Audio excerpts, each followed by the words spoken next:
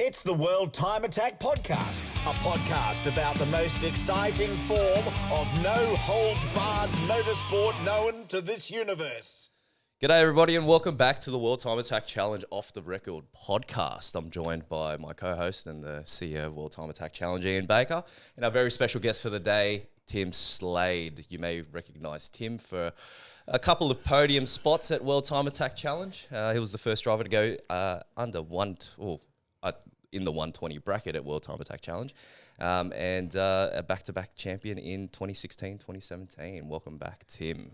Thank you. Good to see you guys. Hi, Tim. It's been a while. So the big news, Tim, you're back with us 2022, driving the MCA Hammerhead. Well, that's obviously the headline of this, but let's take it back a bit. Before that, obviously people are familiar with you from Supercars and GT driving, but let's rewind the story a bit. There's a bit of a connection here for you at World Time Attack, and it Ian, you might want to start this one. Well, like I said before, I can remember Tim playing with Matchbox cars out the front of my workshop. Yep. Back in the 90s. That wasn't yesterday. It wouldn't surprise me if he still does it. It's a few yesterdays ago. Yeah. So I was good friends with Tim's dad for many years, and actually Bruce Garland, the Parry-Dakar Bruce Garland, Yep. we were all sort of connected together, and me and Bruce shared a workshop for years. Bruce is actually one of our scrutineers at Time Attack now, and Tim's dad, Gil, used to come and hang out with us, and brought Tim along with him. And I think I can actually remember when you started in go-karts, yeah? Yeah, it was, I would have been a lot older than when you first met me. But, yeah, I remember going to, was it? Performance Metalcraft. I can't remember. Were you doing taxis out of there? Or yeah, we were originally, and then dual cab utes or something. Well, Bruce used to prepare the Australian Safari cars, and we were doing all sorts of turbo stuff and big boat engines, and we built a few custom bikes and all sorts of stuff in there. You know? Yeah, I remember Baker as Beish, and he had Beish. long hair, and he was doing a custom Harley. Yeah, we built the whole bike. Yeah, That's what I remember of Baker. Yeah. What were your first impressions of seeing him in his element? A lot of people know Ian obviously from World Time Attack, but you know there's a storied history of him being a fabricator and whatnot. What was your first impression of him as a kid? Yeah, well, I mean, you know, as a kid, you don't make that greater connections with adults other than your parents, obviously. So yeah, I mean, I knew he was a mate of Dad's, and then I think it's awesome. What he's done with World Time Attack, and how successful it's been, and I guess it's not just him. A lot of people in the same boat with all the interruptions over the last couple of years. So yeah, hopefully can get back next year bigger and better than ever, as I'm sure it will with Ian at the helm. Hopefully so, mate. We're very excited to get back now. Driving the Hammerhead, how did that come about? How did that story start? How did you first meet Murray? How did you first encounter the MCA team? I can't remember exactly. I think again probably Baker speaking to Dad maybe, and then I'm not sure if Dad knew Murray at that stage or not. I don't think I did actually, Tim. Yeah. I think so. From what I recall, Murray has always had he's had an eye for picking drivers, let me tell you. Like, I can remember standing on the pit wall at Hampton Downs with a young bloke named Earl Bamber, right, who had aspirations to come and race in V8 Supercars. And Murray said to me, he's fresh off his skateboard, like he was literally a teenager, He said, but I'll tell you what he can drive, and we're going to put this car together and he's going to drive it. So we went and interviewed him, and he told us, my aspirations is to go to V8 Supercar, but he sort of missed that boat and went on to Porsche and won Le Mans twice. so clearly he could pedal a bit. And then, of course, after that, when he went to Porsche, obviously could no longer drive. They put him onto a strict contract. You can only drive Porsche. So Murray was good mates with a bloke named Van Gisbergen, who had a son that was racing in V8 Supercars. So, of course, that whole family, they're family friends. So, of course, Shane finished up driving the Hammerhead then. Yep. And And then I think from memory, when they signed with Red Bull, I think it was a contractual obligation back then. They weren't allowed. He wasn't allowed to drive anything else, which fair enough. And I mentioned Tim, and I said I know his dad and blah blah blah. And Murray had a look. He goes, "Yep, we'll take him." Yep, which is testament to what he believes because he's got an eye for it. I can tell you that. That's it. Murray is analog, but he's very analog and very good at it. You know. That's right.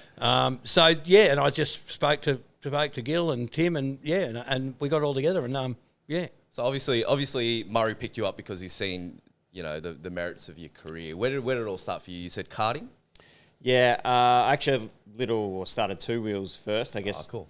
I guess a lot of little kids have a little Pee-wee 50 motorbike and go on to do whatever after that, or nothing at all. But yeah, I had a little Pee-wee 50 when I was, I don't know, 3, 4, 5, somewhere around there, and outgrew that. And then we actually grew up in Adelaide, so the local kart track, not so local, but it was the other side of town. But we did that's local in Adelaide. In Adelaide, yeah. There's no traffic there, is there? A come and try day, I think, when I was 8, and then got a go-kart for my 9th birthday. So awesome. Then the next sort of 8 years, I think, we raced karts. Dad and I travelled the countryside, and then it was a pretty long transition from me from go-karts to cars. Basically, we kind of planned not to do any seniors in go-karts and go straight to cars. But money was always a pretty big stumbling block for us. We struggled to do sort of go-karts at the top level from a money perspective. So although we would have loved to have jumped straight into cars, it took sort of 4 or 5 years to kind of jump in to Formula Ford and do it properly. So it kind of all went from there. But that meant me moving into state and working in a race team, and it was a long journey. Awesome. So you were doing the open wheelers for a while after that then? Yeah, so basically like my last year in karts was meant to be 2001. Mm-hmm. We went back and did a little bit in karts in 02. Just as I said, we couldn't really make the car thing work, just financially. And then, did a few Formula Ford races, a couple of Formula 3 races, but it wasn't until, we kind of got to the start of 2005 and really didn't have any money to do anything. And then I moved to Melbourne and worked with basically the best Formula Ford and Porsche team, which is called Sonic, with Mick and his wife Maria Ritter. So worked full time there and lived close by, and they looked after me. I learned a hell of a lot, just about everything to do with race cars. Awesome. And then I ended up racing Formula Ford with them the following year. Awesome. So how do you see Formula Ford these days, Tim? Do you think that's still a big, like for many years that was the route that many guys took, like guys like Russell Ingall and all that. They went overseas. They did Formula Ford here and they went overseas. Do you still think that's a thing?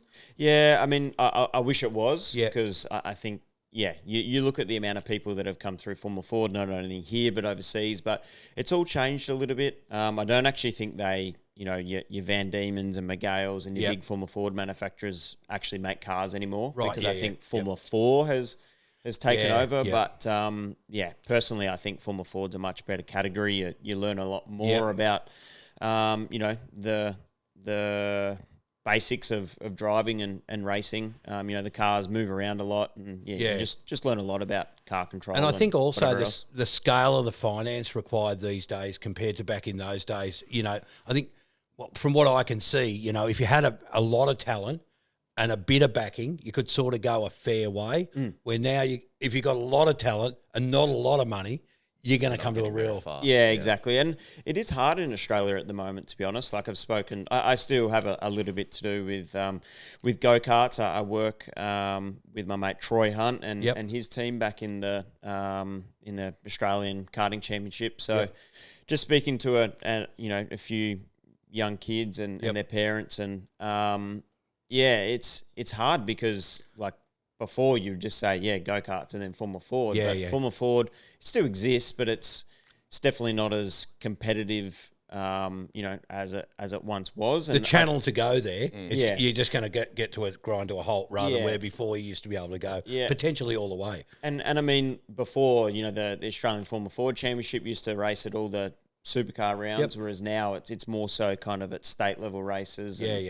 just I guess kind of doesn't have the recognition that it once had. So yeah, it's kind of hard to recommend that next step. I know that they're trying to work out, you know, what the next thing is to do with Formula Ford and basically, you know, create or make a new car to make a new Formula Ford category.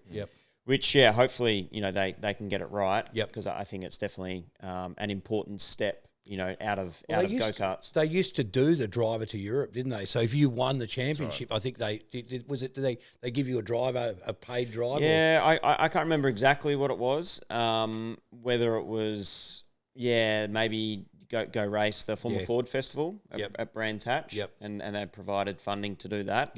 But yeah, that was a little bit before my time. Sure, But yeah, like now it's kind of like, okay, out of go-karts, do you do 86 or it's probably a bit of too big a step to go to Carrera Cup or Super 2, especially and a lot more money too. Financially. It's probably, you know, 3 times, 4 times the amount of a budget to do Formula Ford. I'm going to go right back and tell you.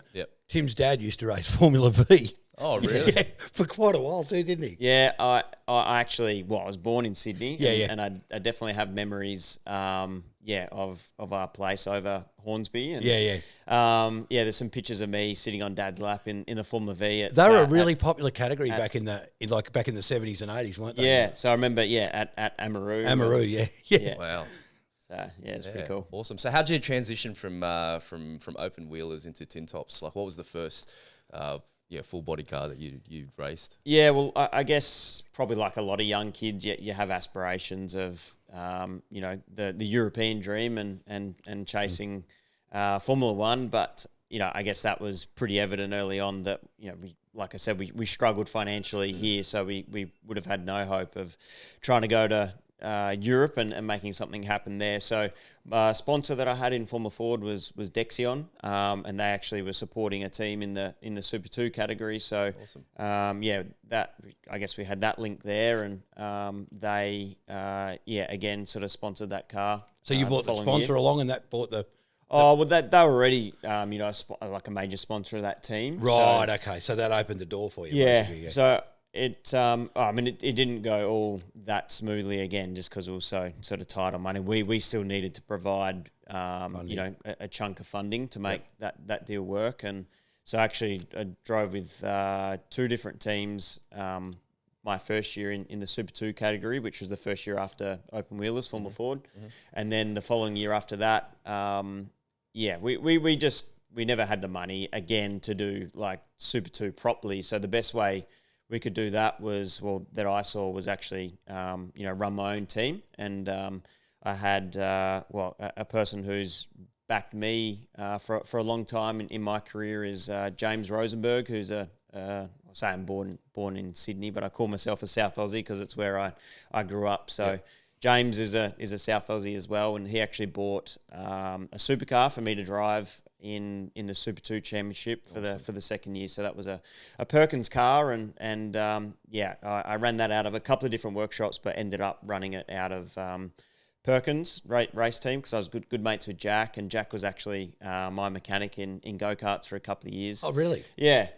And then Larry looked after me massively as well. So awesome. Basically I did all the work on the car in between race weekends, and then Dad would come over with the truck and transport it to events, and then got a couple of weekend warriors to help out. So awesome. That was that, and then it was straight in, thrown in the deep end and straight into the main championship the year after that. So obviously it's a big transition to go from karts to Formula Ford to Super 2s to Supercars. What's the greatest piece of advice you received along the way as you transition through different categories? Don't crash it. Don't bin it. Yeah. I don't know, to be honest. Yeah. What was a big driving force? I think maybe like one thing, because you think you're in race cars and with a good team, and like say thinking back to Formula Ford and whatever else, and probably just keeping it simple, not overcomplicating things. Awesome. So obviously a lot of people who are listening to this podcast now know you from your time attack stint with the MCA team. How is driving a time attack car compared to you've driven supercars and GT? What's the biggest difference between getting behind the wheel of something like the Hammerhead? It just does everything better. It's got a hell of a lot more power. Goes around the corners a lot faster, and you can. Braking is probably the only kind of relevant thing, but I guess it's because you're arriving at the corner a lot faster.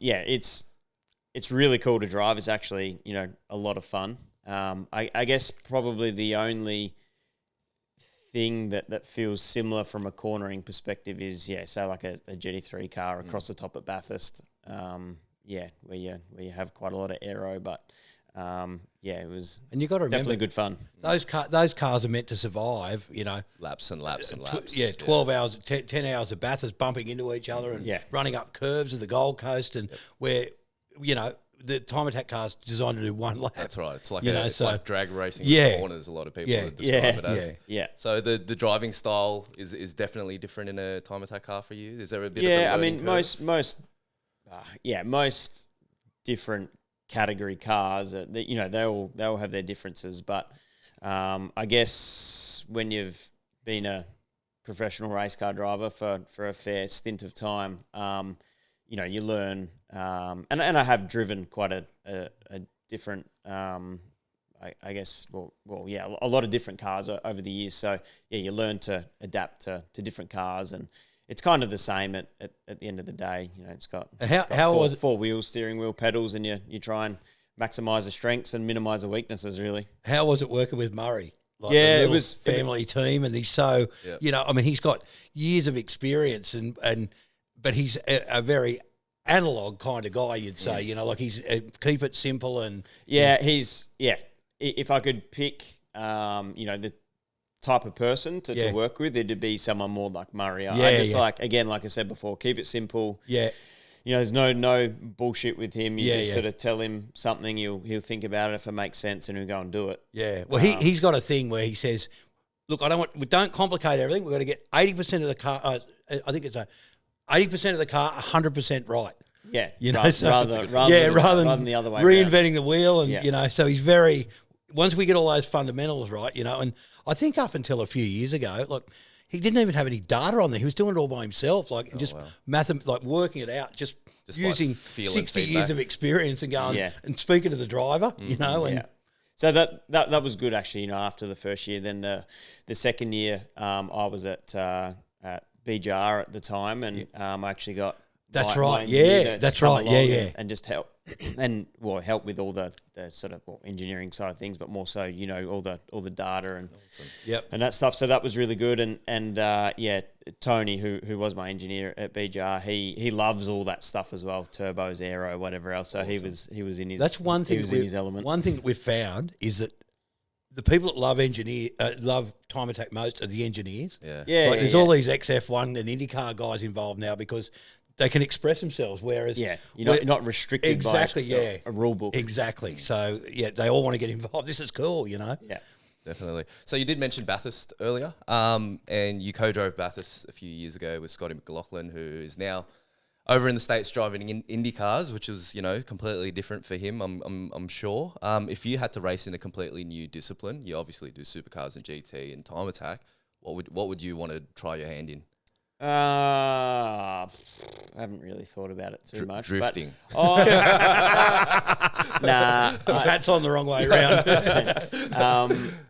I'd probably say like some of the LMP stuff. Yeah, I've done some laps in a LMP3 car recently. So they'd be similar to a time attack car in terms of aero and that. Yeah, actually, I forgot about that. Forgot about driving that car. So that's more similar to the time attack car from an aero point of view. So awesome. I reckon some of the I guess bucket list sort of long distance sports car racing, but LMP2 or something like that. Yeah, be pretty cool. Awesome. All right, we'll go for a quick break. We'll be back right after this.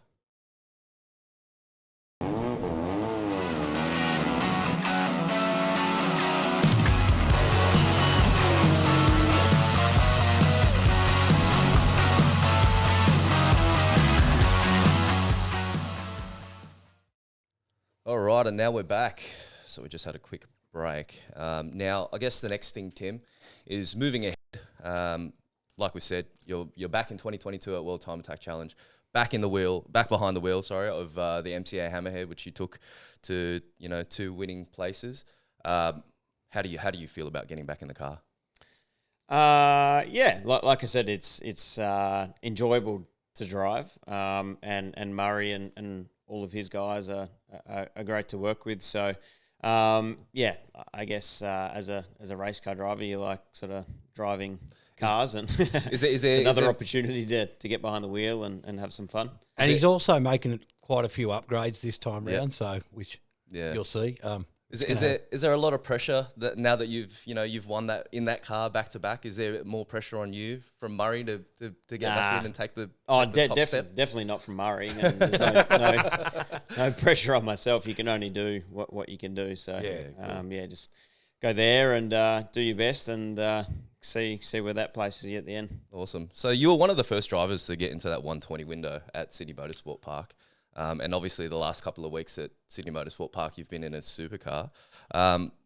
What does it feel like to go that fast? Like for someone who hasn't been that fast around Sydney Motorsport Park, what's the feeling like? It's just it feels like it's on rails basically. The corner speed would be the big one, wouldn't it? Yeah, like if you've and the acceleration. Like if you've ever been driven any kind of car around Sydney Motorsport Park, the surface isn't fantastic, so the car normally moves around quite a lot. Whereas even though it is on a R-Spec tyre, you have a hell of a lot of aero, and it's just stuck. It's planted. So we just seen a video this morning of the car on the dyno last week. Oh yeah, and it's still this is just a setup tune. So it's got 970 horsepower at the wheels. I think on a setup tune. I think it's got a little bit more grunt than when I last drove. Yeah. So might be a bit scary heading into turn one. Apparently it's 5 PSI down on what they plan on running, and it's making 970 at the tyres. So, or at the hubs, I should say. Okay, so how am I feeling heading in? Scared? Scared? Yeah. First word, scared? Yeah. That's good. So obviously you won it twice. What was your favourite moment, though, apart from, taking home those trophies? I think it was cool to see the reaction from, everyone after we did those laps. That was probably the coolest part about it, and more so just for Murray because for me I just turn up and drive it, whereas Murray and his team are the ones that put all the hard work into it. So I guess it was happy for them to be able to get that kind of result. He'd been the bridesmaid a few years, and he'd never won it. So when Tim won it for the first time for the team, so it would have been a big deal for them. They've been doing it since 2011. Mm-hmm. So, That's all right. So, I think the next segment for us now is what we call the one perfect quiz. Yeah. Tim. So we've got a timer here for 1 minute. We've got a few random questions to ask you to get to know you a little bit better. So we've got a little intro jiggy going on. Getting to know you, getting to know all about you. Oh, snap. You didn't know? I'm just fulfilling my radio DJ fantasies, mate. All right, so I've got a 1 minute timer. Tim, are you ready? Sure am. All right, let's go. All right, Tim, what was your first car? Dado 1200 Ute. What colour was it? White. What's your favourite go-to driving road? Don't have one. Bicycles, motorcycles? Bicycles. What'd you have for breakfast? Smoothie. Tea or coffee? Coffee. Beer or wine? Beer. Ooh. Favourite meal? Chicken palmy. Ooh. Holiday, beach or country? Country. Summer or winter? Summer. Cats or dogs? Dogs. What's something you can't live without? Coffee. When's the last time you Googled yourself?